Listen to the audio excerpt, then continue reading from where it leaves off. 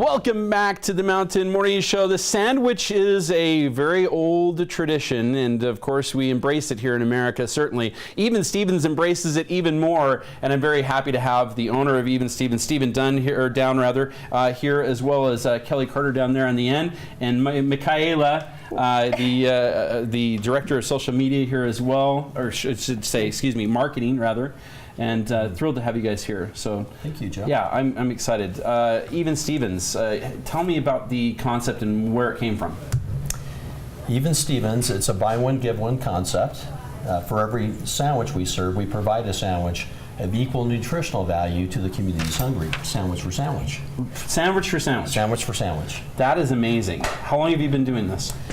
It's been just over 2 years, and today is an exciting day for us, Joe, because in the next, I would say 30 to 60 minutes, yes, really, we will have sold our 1 millionth sandwich, which means that we've had the privilege of giving 1 million sandwiches to the communities hungry.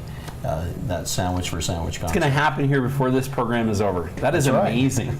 That's so exciting. It's very exciting for us. Talk to me about why you decided to do this in the first place. I mean, the sandwich for sandwich idea. Where did it? What stimulated that for you? I believe, Joe, that the new capitalism, and by the way, I love capitalism. Yeah.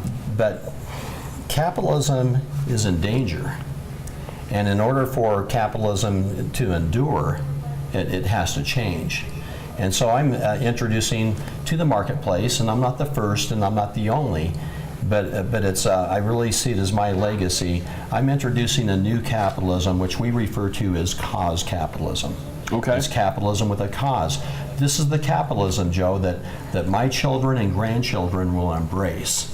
You're a millennial. Yeah. And it's the capitalism that the millennials have been waiting for. And we believe that Even Stevens can demonstrate in the marketplace that you can be viable. Sure. As a for-profit, even when you have a substantial give back as a part of the business plan.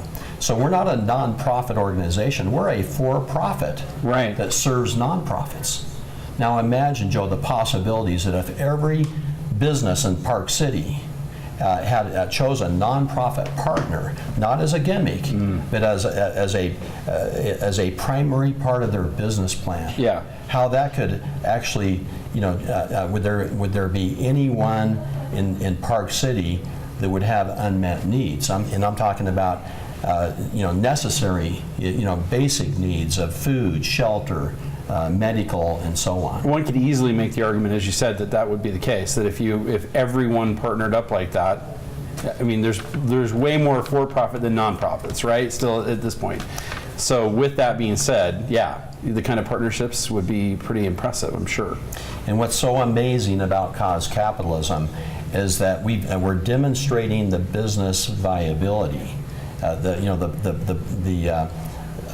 serve one, give one concept, it's give and you shall receive. It's a business principle that we're demonstrating in the marketplace because we're a very viable company. We just opened restaurant number 10 in Tempe, Arizona, and our restaurants are profitable. And we're not just a viable business, but we have a target of 250 restaurants operating by 2020. It's a very successful concept, and it's a lot of fun. Were you inspired by, I think of people who were really early on in this kind of pushing the society this direction, like Deepak Chopra would be a good example. His 7 Laws of Success were about that, the fact that the more you give out, the more you get back. And you could make that argument about several other entrepreneurs, certainly, that have been out there. Certainly, CEO of Microsoft comes to mind almost immediately. There are people who have always believed the concept of the more you put out in the world, the more you will get back as a benefit to that. Is that something you ascribe to as well then, essentially, I guess? Absolutely. And we're simply, further proving what others have already proven. Take, for example, Tom's Shoes. Yes. I was in a restaurant in Denver. I had my personal assistant with me. We were enjoying a sandwich, and I was amazed by the service and food in this sandwich shop. And I asked my assistant, how do you improve upon this concept?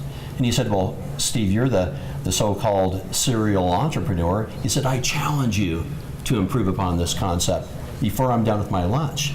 I set my sandwich down.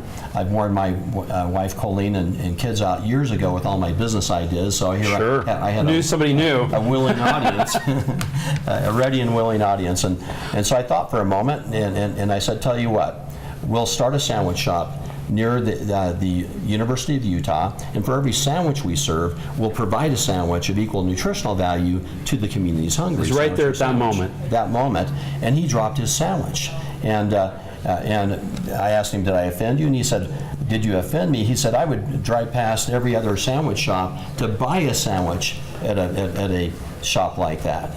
I asked him why, and he said, well, wouldn't you? He said, you don't pay me enough money where I have money left over at the end of the month where I can actually give to those in need. And he said that it would be my opportunity to give. Wow.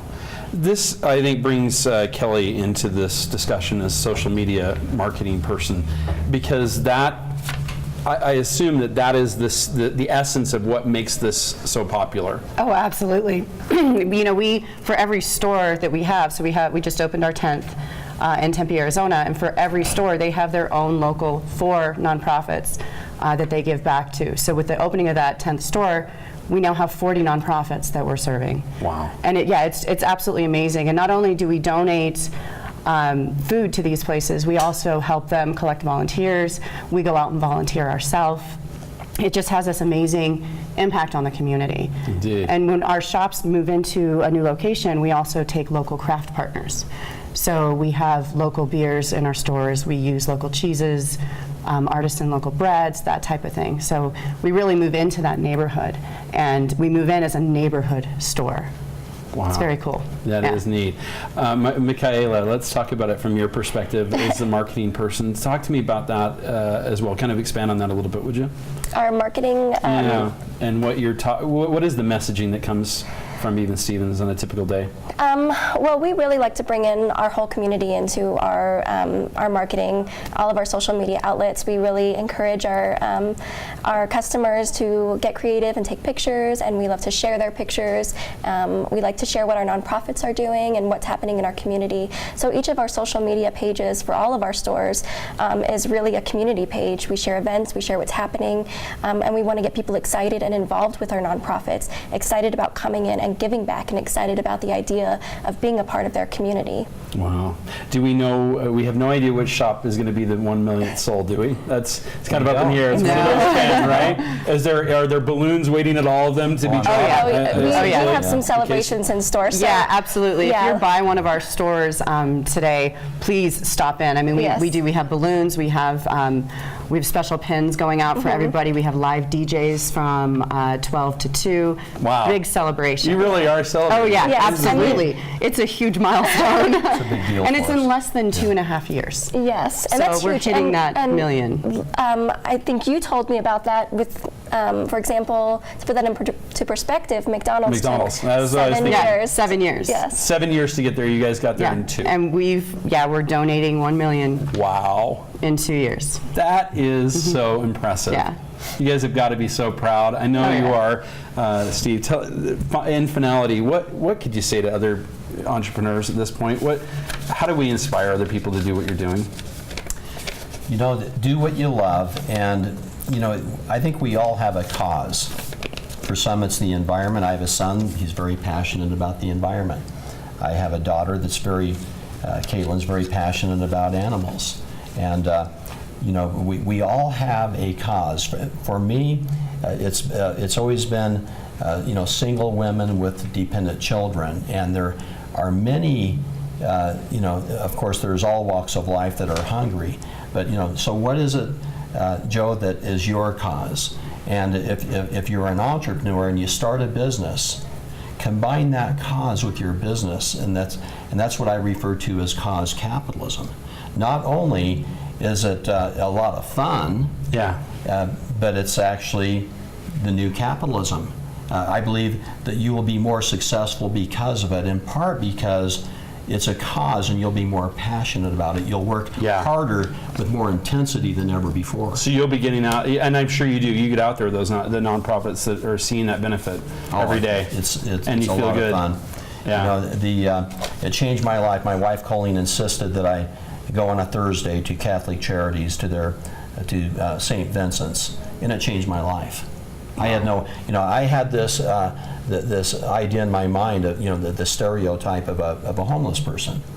These were families rolling in with with strollers and all walks of life, and it really was life-changing. Well, as you said, businesses should be looking at a partnership like that. It's not too late. You don't have to start that way. You can go that way now. There's still time to be entrepreneurial and to be philanthropic as well, and doing those things in combination.